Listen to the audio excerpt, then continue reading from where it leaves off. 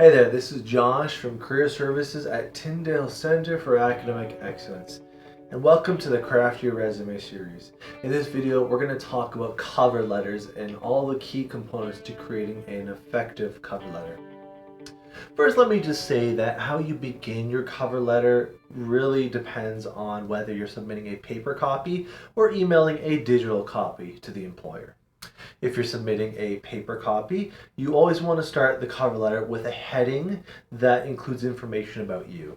Generally, this will be information like your name, your phone number, email, and the date you submitted your resume and cover letter.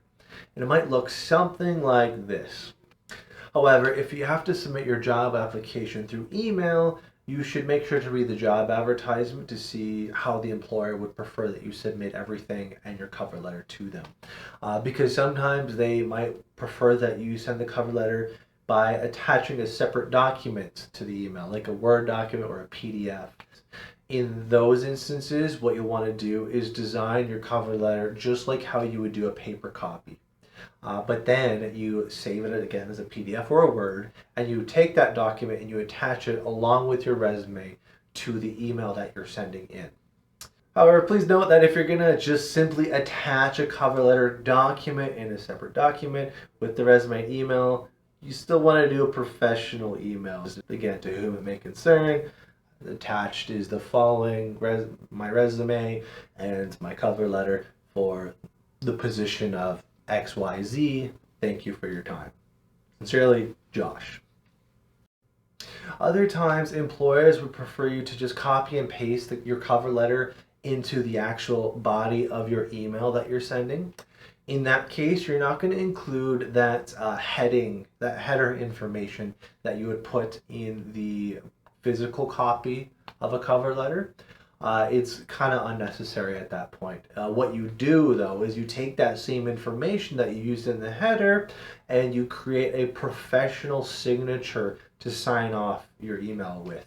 So that same information, like your name, phone number, and email, it's going to look something like this. This is what it's going to be your professional signature. So in your email, you attach the resume, you write your email to whom it may concern or whoever the employer's name is. You paste your cover letter's information there, and then you end the email with this new professional signature. And then you click send. As for the rest of the cover letter, the actual text itself, you're really only doing a couple brief paragraphs. It's going to be about 3 to 4 paragraphs.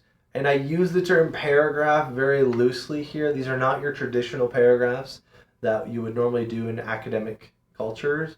Ordinarily, an academic paragraph is somewhere between 4 and 10 sentences. It's very well structured. It's got quite a body to it. You're not doing all that. You're keeping a very brief paragraph often.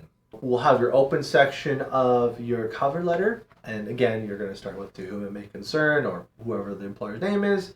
But after that, you're going to include a very brief paragraph that's only 2 or 3 sentences long. In this paragraph, the first sentence will just explain who you are, the position you're applying for, and how you learned about the job. Again, you're trying to do that in like 1 or 2 sentences. I have an example here.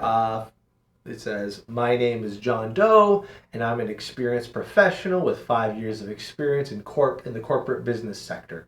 Attached is my resume and cover letter for the position of marketing and sales specialist, which I saw being advertised through your company's LinkedIn profile. Bingo. That would be a good first opening paragraph. Following this is where we get into the real meat of your cover letter, and that's the second paragraph, which will also be relatively brief, a little bit longer. We're looking at 4 to 6 sentences or so, no more than that, definitely no more. Here, you're going to really focus on why you're interested in the company. Include information about what you learned about them. Yes, you're going to want to do research here. What did you learn about them? What did you like about them? What are you excited to be a part of with them? So look into them, check their job ads, check their websites, check their, again, LinkedIn profile or anything on social media. Learn about them and craft this according to that. And if possible, you're going to follow some of this up with by including some of your own personal values here that you share in common with them.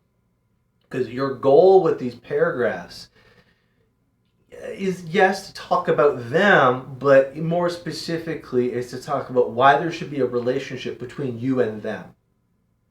One mistake people often make is they talk about the employers or they talk about themselves, but they don't explain why that matters. Like, you could tell me, here's all your job experience and why you're good, and if I can say, so what, why should I care? That's a little rude, but if I can say that, then something's missing from your cover letter. You want to make it abundantly clear why they should care. Have a brief statement that says, and so this is why I think we would have a lot in common. You have these values, I have these values. You're interested in pursuing this goal, I'm pursuing this goal, or I want to.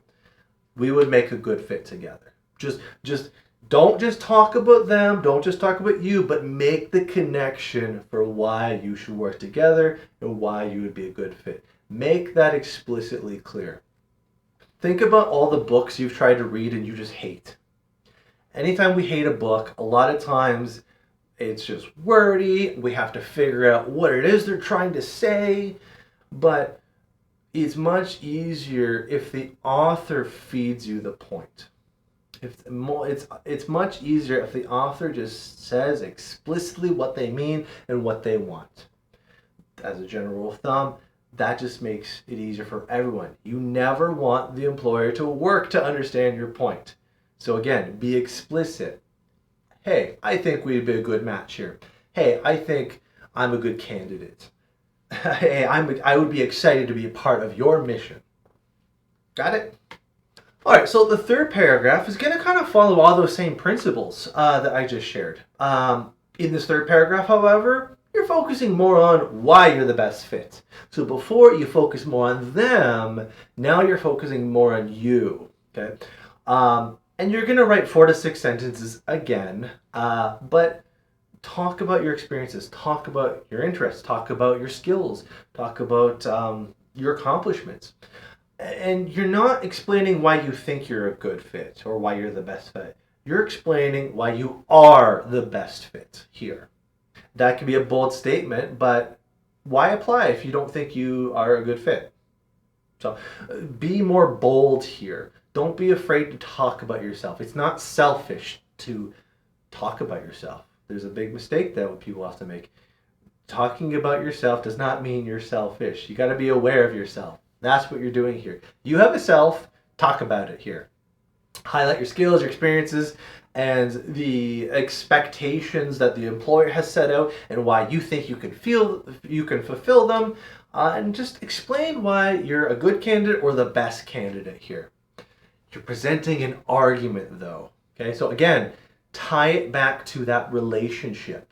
Don't just talk about yourself. Talk about why that matters for right now, for this opportunity, why they should care. Talk about why they should hire you, why you're a good candidate. Just explicitly say it. Don't leave it unspoken. Everyone does that. A lot of people do that. Almost everyone anyways. Speak about why you're a good candidate here. Okay? I can't stress that enough. And then after everything is said and done, we have our conclusion paragraph. It's pretty straightforward. Just talk about what you want to happen next. Generally, it just means talking about how you look forward to meeting them, how you're looking forward to learning more about this opportunity, or how you're looking forward to discussing this more with them. Then end the paragraph by inviting them to contact you in a specific way. Ultimately, this paragraph is only going to be a couple sentences, 1 or 2, tops 3. It's very brief and to the point. Thank you for your time. I appreciate this opportunity. I would like to connect with you by this date or through this time. Here's my contact info, the best times to call me, or and so on. Now, after all that, you can sign off with your signature, a professional signature. If you're submitting a digital cover letter, just typing your name can suffice. But it can be nice to include a digital generated signature if you can do so. Anyways, I'll leave you with a few resources for finding your own cover letter template or building your own through a resource. While most of these have free options, some are premium or have premium features. Microsoft Office's templates webpage here will let you log into Microsoft Office with your student email address. So log in with your mytyndale.ca email and you'll get access to some of the premium content for free as being part of a student here. There's also Live Careers, Resume Builder, and myperfectresume.com. All three of these websites have articles as well as templates that you can access. Frequently, among all these resources, there's often a corresponding resume template to go alongside that cover template. So sometimes it can be nice to have the cover letter's formatting match the resume. Just a nice touch you can keep an eye out for. Anyways, until next time, this has been Josh from Career Services, and I'll see you in the next video. Bye.